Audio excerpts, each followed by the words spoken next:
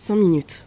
5 minutes, c'est juste le temps d'un petit café, là assis en terrasse au soleil.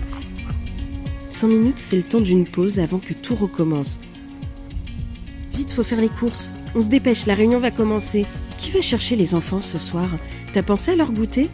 Tu te rappelles que ma mère vient dîner ce soir. Allez, on prend une pause. On vous emmène avec nous prendre un petit café, rencontrer des personnalités atypiques. Ils font un métier qu'on ne connaît pas ou très peu. Ils ont des projets fous. Ils nous ont raconté leur histoire. Vous écoutez Un Petit Café, un podcast de Palladio Productions, réalisé par Grace Leplat et Linda Achour. À la base, c'était un défi. Je partais de Paris en vélo et j'allais jusque Chartres. Chartres-Paris, Paris-Chartres, on est sur une petite centaine de kilomètres. En voiture, ça fait 1h30, mais en vélo, plutôt 4h30. J'avais jamais fait ça, mais je me suis rendu compte que dans le milieu du vélo, c'était pas si exceptionnel en fait. Bon bref, tout ça pour vous dire que j'allais à Chartres et que j'ai voulu offrir un café à quelqu'un qui pour moi représente le mieux la ville, un maître verrier.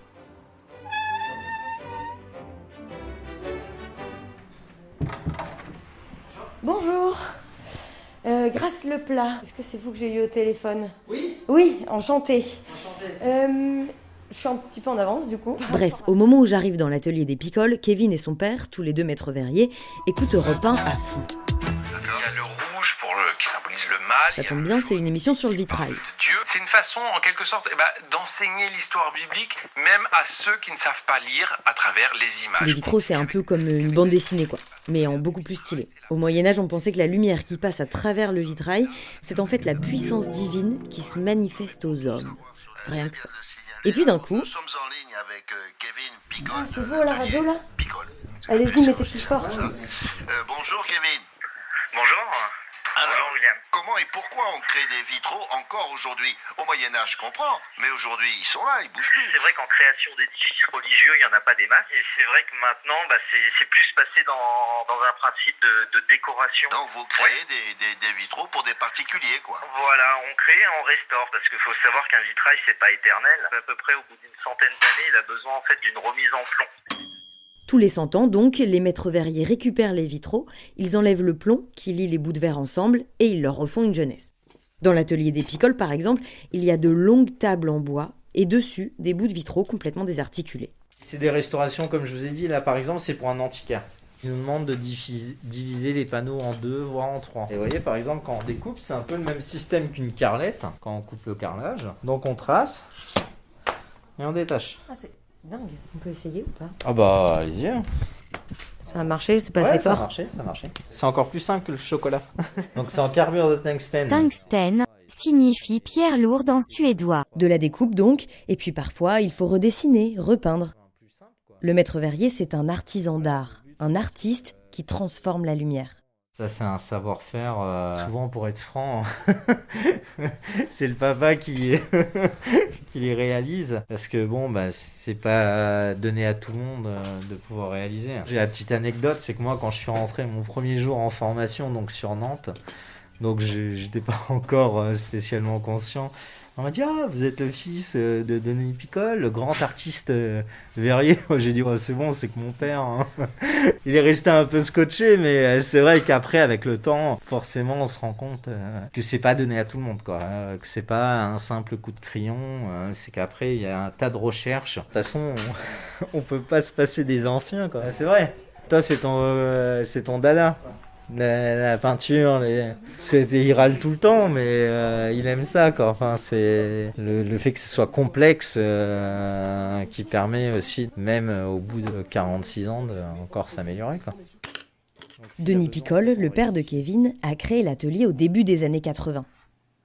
Petit, pendant que vous et moi on jouait au capla, Kevin, lui, jouait avec des bouts de verre. Il a grandi entre des vitraux. Et depuis 22 ans, il travaille aux côtés de son père. Ici à Chartres, c'est courant que le métier se transmette de père en fils. Et les pères, d'ailleurs, même à la retraite, continuent le travail. C'est un métier passion. Et la passion de Denis, c'est de peindre des vitraux. Là, c'est ce que vous faites du coup? Ouais, non, c'est de l'émaillage pour teinter des pièces. Là, elles sont incolores. On les teinte donc avec des pigments qui ensuite, ces pièces seront donc mises dans le four. On va cuire... Pour fixer la couleur. Voilà, on va cuire aux alentours de 600-620 degrés. Avant de passer au four, petite séance définition. La peinture dans le vitrail, c'est soit de l'émail, soit de la grisaille. Les deux sont des pigments en poudre qui doivent être cuits pour colorer le verre. L'émail donne une couleur translucide, la grisaille, elle, plutôt des couleurs mates et opaques. Pour les cathédrales et les édifices religieux, par exemple, on utilise de la grisaille. Et c'est pour ça que quand vous êtes à l'extérieur, vous ne voyez pas la couleur des vitraux. Il faut être dans le bon sens, c'est-à-dire à l'intérieur, pour les voir s'illuminer. Retour à nos moutons, le verre est dans le four, 620 degrés. Les premiers fragments de vitraux dateraient donc du 9e siècle. On essaye de ne pas décevoir, si vous voulez, surtout lorsqu'on est amené à restaurer ce qui a été fait et souvent que l'on trouve extraordinaire, sublime. Donc on se dit surtout ne pas gâcher l'œuvre qu'il faut restaurer. Et donc malgré le nombre des années, je continue encore à découvrir des choses, ce qui est extraordinaire. Voilà. Quand on visite Chartres, on baigne complètement dans cet univers extraordinaire du vitrail. Il y a des vitraux aux fenêtres des maisons, le Centre international du vitrail et la cathédrale de Chartres. Pourquoi est-ce qu'elle est si connue ? Eh bien déjà parce qu'elle a été construite en 25-30 ans. C'est quand même un exploit, on est au XIIIe siècle. Et aussi parce qu'elle a 2600 mètres carrés de vitraux, parmi les mieux préservés de l'époque médiévale. Notamment un, Notre-Dame de la Belle-Verrière. Il a un peu plus de 800 ans et un mystère, le bleu de Chartres. C'est un bleu qui ne peut pas être reproduit. Alors après, il y a une question un petit peu de légende. Il y en a qui disent c'est parce que les pigments, tout ça, viennent de Russie. D'autres qui vont dire que la cathédrale, la dernière fois qu'elle a brûlé, les vitraux ont été mis dans la crypte. La crypte avec la paille, l'humidité, ça a foncé la couleur. Il y a tellement de choses que, honnêtement, on en perd un peu son latin. Après, une chose est sûre, c'est que moi, si je vous dis, je vous vends quelque chose avec du bleu de Chartres, c'est que je vous mens. Parce qu'on n'a pas ce bleu de Chartres. Au moins, vous ne vous ferez pas avoir. Bon, maintenant qu'on en sait un peu plus sur le métier de maître verrier, moi, je vous laisse là, je vais voir la cathédrale.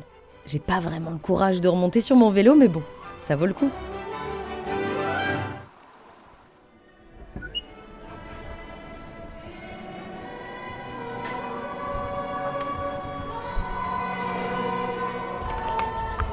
Vous venez d'écouter Un Petit Café, réalisé par Grace Leplat et Linda Achour. Un podcast produit par Balladio Productions. N'hésitez pas à le noter sur votre application préférée et dites-nous ce que vous en pensez.